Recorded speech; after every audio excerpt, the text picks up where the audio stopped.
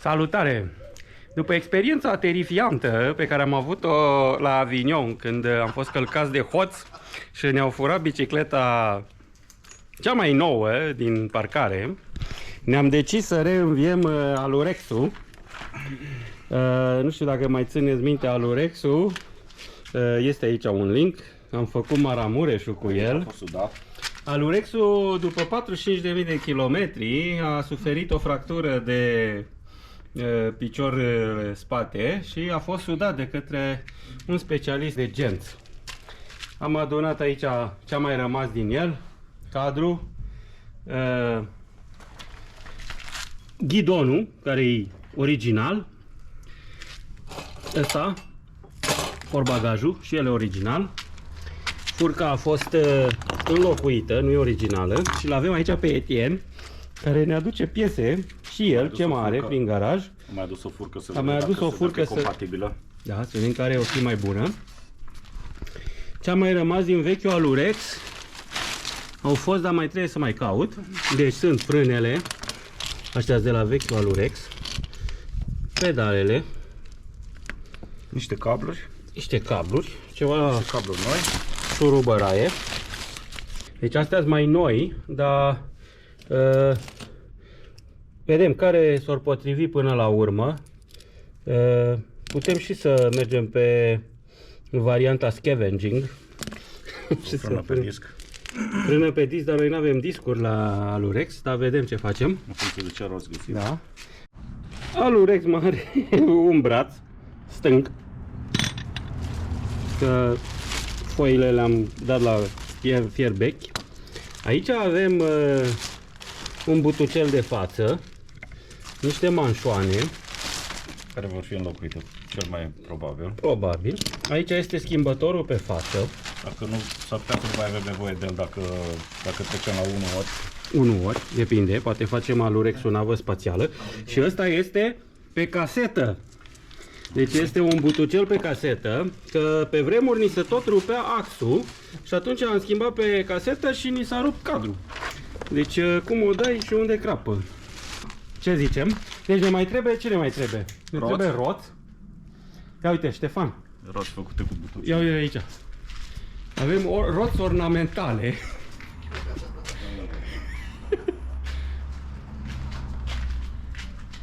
Sau mergem și luăm altele. Sau mergem și luăm altele, da? Da, dar trebuie să ne gândim să fie mai ieftin, că trebuie să scoatem pârleala de la ce ne-au luat la Avignon. Așa. Acum transmisia nu e chiar ieftină, da? Da. Dar punem totul nou. Punem. Facem așa. Cu ajutorul lui Bike Discount, nu facem reclamă. Da. Mai putem să mergem și în piață la Occa și găsim piese. Poate o găsești în piață. Aia da. Dar ce mai ne trebuie? În afară de roți. Deci ne mai trebuie transmisie, adică lanț. Lanț, pinioane și manete și schimbător. Da, manete și schimbător. Și ne mai trebuie ăla, pedalierul din față, nu? Pedalierul din față ne mai trebuie. Este, Cu transmisia? da, cu 1 ori. 1 ori, îl facem cu 1 ori. Prețul fantastic de 20 de euro bucata. Nou. Da, cu 150 de euro vând ăștia bicicleta mea furată de la Avignon în piață. Bicicletă de 700 de euro. Dar ce contează? Deci, după cum remarci, mai avem și din astea, care sunt de la cadru. Se pare că pe butucul ăsta Da? Asta merge casetă. Și 8 viteze. 8-9-10 viteze. Da, Maxim 10. da. Deci Și trebuie un schimbător compatibil pentru setul de pinioane mari. A, și pinioane ne trebuie. Da. Deci, ca să ne înțelegem, ăsta e începutul proiectului. Proiectul va dura puțin, da? Facem câteva ședințe. Ai venit cu mașina, nu? Da. Uite, aici noi avem niște de-astea de ronțăit și te-aș fi servit cu un vinul verde. Doar că nu... Dacă nu, vin verde din Portugalia, direct, de la Lidl, dacă n-ai fi venit cu mașina. Așa, mai trebuie un colier aici, o tijă de șa Aia, cred că vorbesc cu vărul titel și facem rost. și un scaun șezut. Șezut am. Da, atunci Am o luat tijă de la de Lidl. șa și un colier și s-ar putea să mai găsim ceva. Cred că putem merge și în piață duminică și mai vedem ce găsim. Mă duc cu vărul titel. Mai găsim. Dacă folosești butucul ăla, atunci poți să nu mai folosești furca asta cu... Tare. Nu mai folosești furca asta cu... A, și putem să o reînviem pe asta. Asta. Este doar spălată, curățată. Și cum a făcut vărul titel cu furca de la un alt alurex, i-a dat cu de-asta substanță de curățat aragazul. O zi întreagă. I-a făcut baie profundă. Așa, ai furcă pe disc. Da. Da, dar noi suntem cu furci pe saboți. Deci etapele următoare, Ștefan, care vor fi? Procurarea pieselor următoare, nu? Sau facem o listă de inventar? Facem o listă de inventar. Da. Eu pot să furnizez transmisia. Da? Ca să O ai pot- deja comandată? Da. Perfect. Este folosită puțin. A mers o bătrână. Bătrână până la piață. Da. Deci țin să reamintesc spectatorilor că acest cadru a mers 45.000 de kilometri și am dat 500 de lei pe bicicletă în 2013. O grămadă de bani. Deci transmisie, mai trebuie să fac rost de roți. Deci roțile trebuie să le cumpăr. Trebuie să pregătim o comandă pe Bike Discount. Bai discount la ce? La cine mai rămâne? Aha. După ce faci rost de După ce roți. facem rost.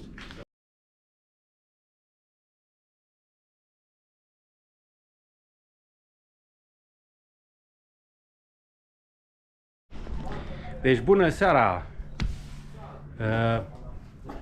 În această seară, cu Cățel și Purcel, Purcelul plecat în delegație, ne-am apucat să reînviem alurexul, da? După ce am adunat câteva piese și am făcut un inventar. Acum stăpânul pedalelor Etienne vrea să facă o chestie detaliată, să facă cadrul acesta ca nou. Cadrul a suferit o fractură. A fost reparat de către niște băieți profesioniști. Da, deci este făcut de cineva care Răsudează în suda aluminiu. agenți de mașină. Și Deci nu numai. Da. No, el a fost pus la păstrare și acum urmăm să facem din el o bicicletă cu care o bătrânică să meargă până la piață. Acum nu avem nuanța de vopsea exact care trebuie, Nu dar contează. vom degresa și vom curăța locul faptei și vom încerca să măcar să protejăm zona sudată. Exact.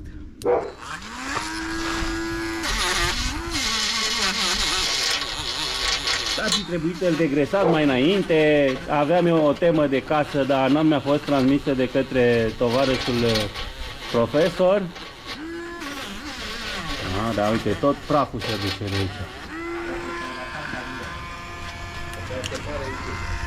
A venit și stăpânul inelelor. Da. Ți-ai ratat cariera. Ciao. Da, uite ce frumos îl faci cu ăsta. Da. De pui alurex în funcție. Da, o să meargă o bătrânică cu el la piață. Probabil eu. Va fi bicicleta de birjărit pe aici, încoace încolo. Uite, așa frumos face ăsta, fii atent pe polișează.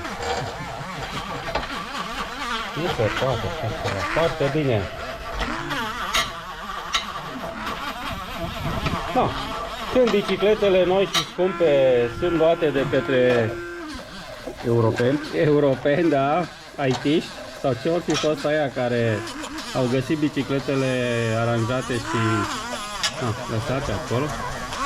Exact, da. Atunci reciclez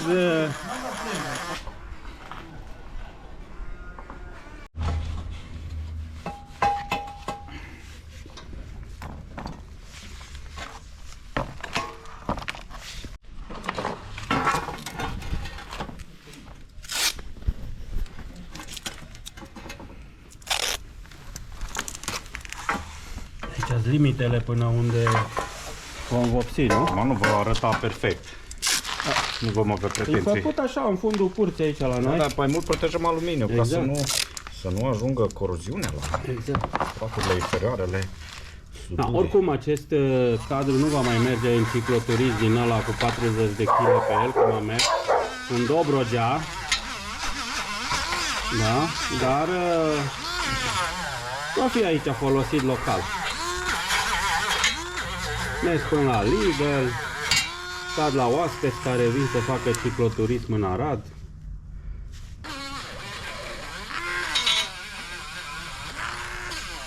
Despre lucrare în amănunt, așa, nu?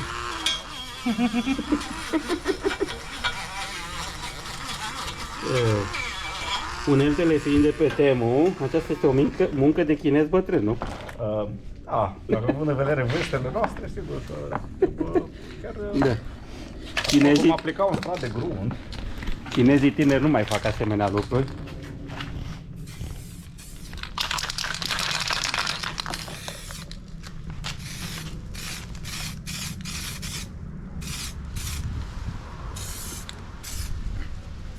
Uite, și vântul bate în toate direcțiile.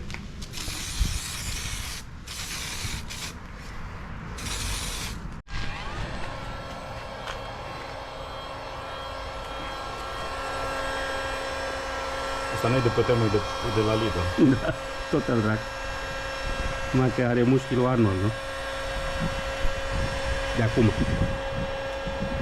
Asta e bun și de uscător de păr, dacă nu găsești pe la albun. Da, acolo am remarcat lipsă de... Cred că vântul bate... Spre fotograf. Da. Și să pune un filtru la cameră. Da. Asta este vopsada.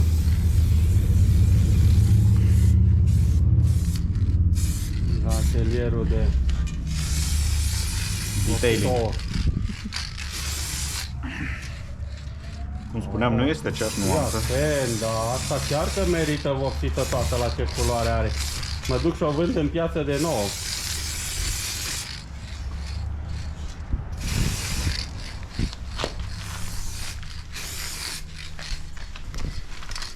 Pua. Trebuie să avem măști.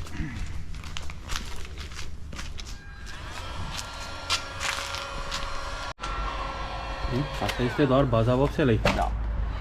Și mai e după aia adevărata mama vopselii. Aha, lacul. Uite că începe să semene cu ce... Nu e mare diferența. Deci acest Alurex a costat 550 de lei la vremea aia. Și era garantat pentru viteze de maxim 25 de km la oră. Altfel ieșea din garanție. Exact, a ieșit din garanție în primele... Nu se menționează sarcina utilă admisă. Da, oricum, după 45.000 de kilometri a cedat cadrul. Dar arată exact ca mașinile alea. Arată ca mașinile alea de pe Germania. Da, conduse de o bunicuță. Da, arată impecabile, vopsite puțin așa. Da. Avea ea niște bube, o să le vedem probabil, cu schimbătorul, cu urechea. Asta e urechea originală și ai Da. șurubul pus acolo ca să poată fi. Numai că urechea originală are un fil LED în aluminiu, care Nu mai este. îți dai seama că înșurubezi șuruburi de oțel în filete de aluminiu. Bine, aici a fost o gândire inginerească profundă. Probabil că cineva n-a respectat specificațiile de cuplu de strângere. Da, posibil și asta. Dar eu n-am umblat la ăla. L-a trezit singur.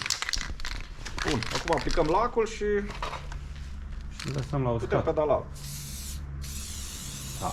Culoarea aceasta are denumirea oficială din catalogul Volkswagen, se numește Silver Grey. Da. Gri este ca argintul, pare o țără. E una din nuanțele oficiale din anii 90 la Volkswagen. Și acest Alurex va avea ceva sânge de Volkswagen în el. De- Da. Sângele nemțesc. Da, se metamorfozează, ca să vorbim ca grecii noștri. Ok, E gata, nu? gata. Deci în acest episod am realizat vopsirea Zonei sudate. zonei sudate, ca să ascundem de... No, o să scriem la hoț aici, pe ea, această bicicletă are defecte structurale, nu o furați că riscați Să muriți. să muriți. Da. Cadrul e pus la zvântat.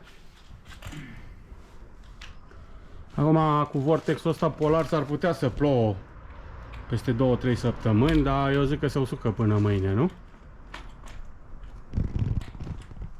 Etienne, se usucă până mâine. Da, o până de seară. Exact. O să pui în garaj. Îl voi pune în garaj la adăpostul de vortexul polar. Urmează în continuare montarea celorlalte piese. Roțile sunt date la făcut. Am pus butucii originali. Chit că poate dacă cumpăram roți gata făcute ieșea mai ieftin. Dar am vrut să folosesc piese. Și ca de fiecare dată când vrei tu să filmezi ceva, trece un elicopter. Da. Ne vedem la următoarea etapă a Lurexului.